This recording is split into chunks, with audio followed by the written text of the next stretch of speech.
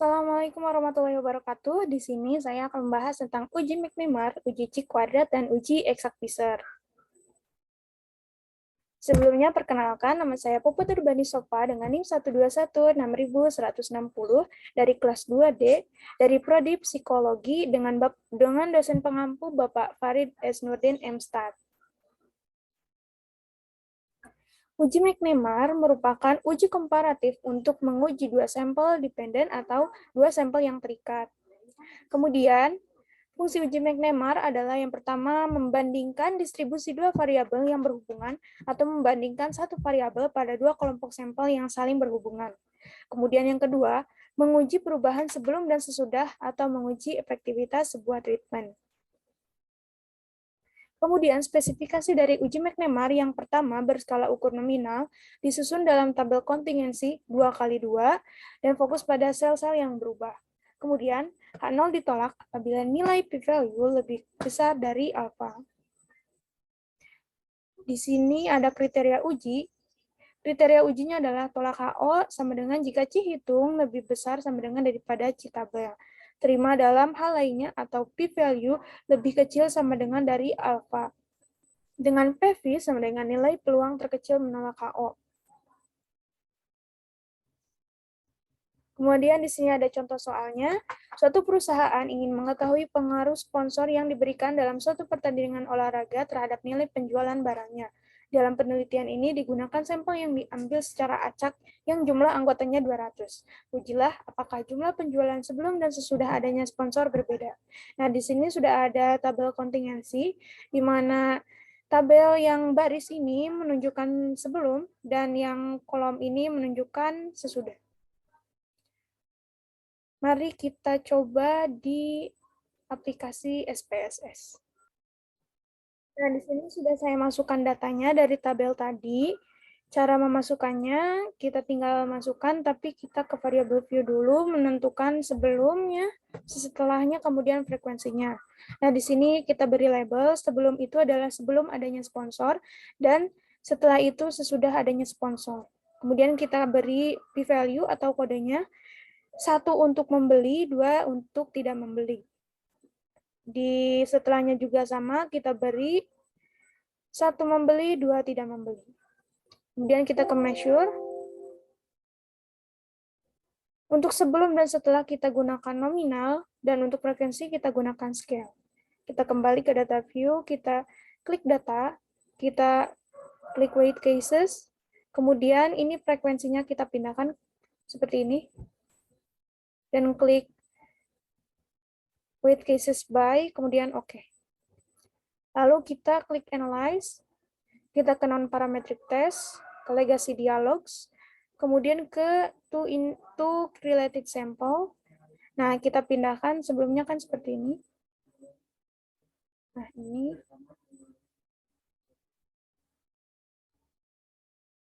Ini kita pindahkan, ini juga kita pindahkan. Lalu kita centang McNemar, kemudian OK. Nah, di sini sudah ada hasil dalam uji McNemar tersebut. Di sini sudah ada tabel kontingensinya, dan ini adalah hasil tesnya. Nah, kita bisa lihat N-nya 200, C-square-nya 57,642, kemudian nilai p-value-nya adalah 0,000. Nah, di sini mari kita uji. Di sini sudah ada hipotesisnya H0 tidak terdapat perbedaan sesudah adanya sponsor, H1 terdapat perbedaan sesudah adanya sponsor, terus alfanya 5%, kita sudah uji dengan SPSS. Nah, kita langsung ke kriteria uji. H0 ditolak apabila p-value lebih kecil sama dengan alfa, H0 diterima apabila nilai p-value lebih besar daripada alfa. Maka didapati bahwa 0,000 lebih kecil sama dengan dari 0,05, sehingga H0 ditolak. Sehingga dapat kita simpulkan bahwa kita ambil berarti H1-nya, terdapat perbedaan jumlah penjualan setelah adanya sponsor karena nilai p-value lebih kecil sama dengan dari alfa. Itu untuk uji McNemar. Lalu, mari kita beralih ke uji Q kuadrat. Uji Q kuadrat berfungsi untuk menguji ada tidaknya perbedaan proporsi antara dua kelompok atau lebih, atau adanya perbedaan proporsi antara dua variabel atau lebih.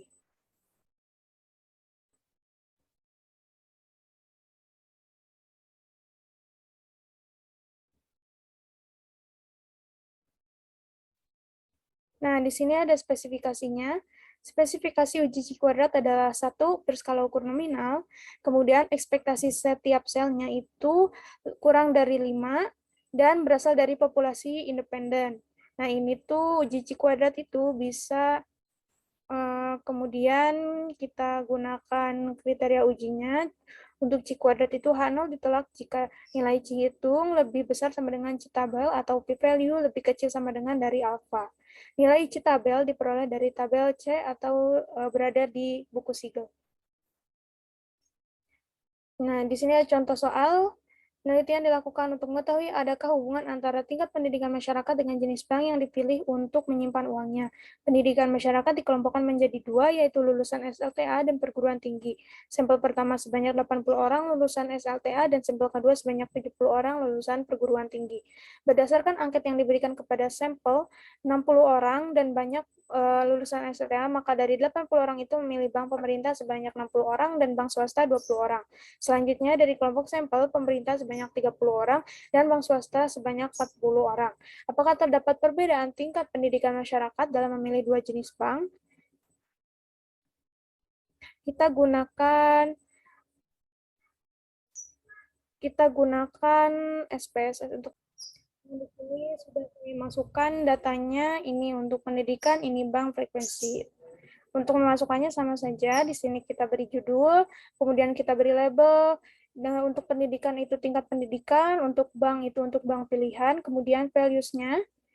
Yang pendidikan itu 1 SLTA, 2 PT atau perguruan tinggi. Nah, untuk yang bank itu yang satu adalah bank pemerintah, dua adalah bank swasta. Kemudian measure-nya seperti biasa ini nominal, banknya juga nominal, frekuensinya scale. Lalu kita ke data, weight cases, nah frekuensinya kita pindahkan. Kita klik weight cases by, pindahkan ke sebelah kanan, lalu klik OK.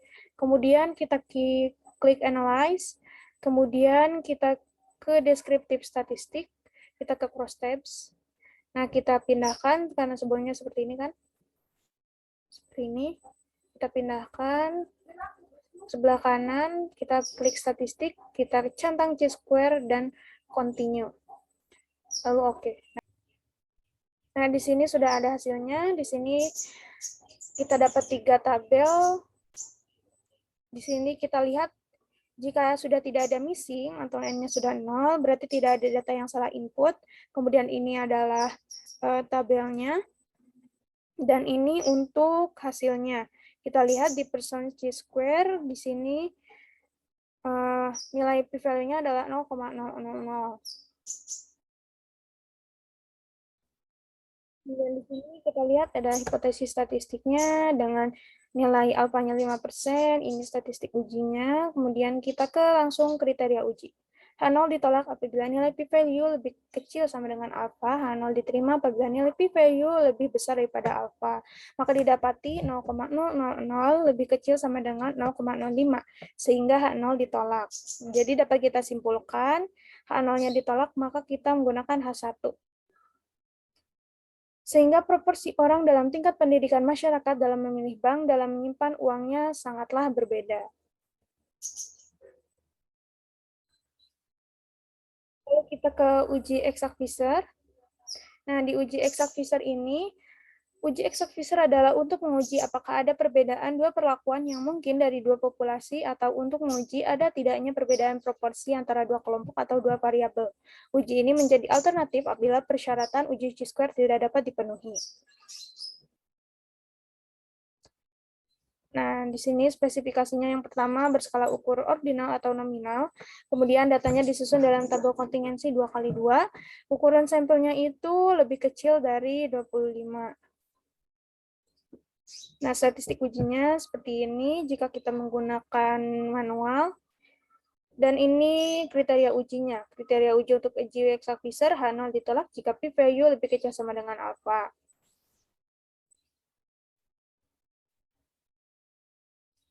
Di sini ada contoh soal, disinyalir ada kecenderungan para birokrat lebih menyukai mobil berwarna gelap dan para akademisi lebih menyukai warna terang. Diberikan data sebagai berikut, mari kita uji dengan menggunakan SPSS. Nah, di sini sudah saya masukkan datanya. Kita lihat dulu di variable view untuk kita beri judul kelompok, warna, frekuensi. Nah, untuk labelnya masih sama, kelompok yang cenderung terhadap warna, kemudian warna mobilnya. Values-nya untuk yang kelompok itu 1 birokrat, 2 akademisi. Kemudian yang kedua untuk warna itu warna gelap dan terang. Nah, untuk measure-nya kita nominal, scale.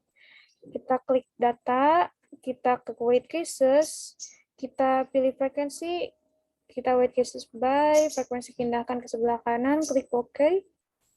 Kemudian kita ke analyze, kita ke descriptive statistic, kita ke cross tabs. Untuk tahapannya sama saja seperti chi-square. Nah, kita klik statistics. Nah, kita klik chi-square, kemudian continue. Kemudian oke.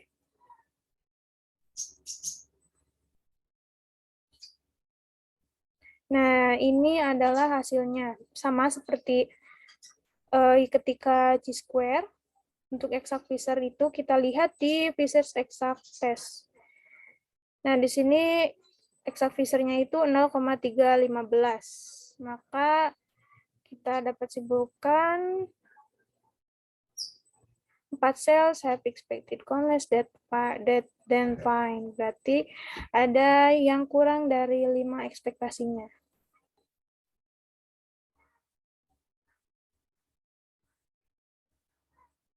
Kemudian kita uji exact Fisher ini. Sini sudah ada hipotesisnya. Kemudian ini statistik ujinya sudah digunakan. Nah, di sini kita langsung ke kriteria uji. H0 ditolak apabila nilai p-value lebih kecil sama dengan alpha. H0 diterima apabila nilai p-value lebih kecil dari alpha. Nah, di sini dapat kita lihat kesimpulannya, karena p-value 0,315 lebih besar dari taraf signifikan, maka H0 diterima, sehingga tidak terdapat perbedaan antara birokrat dan akademisi dalam memilih warna mobil.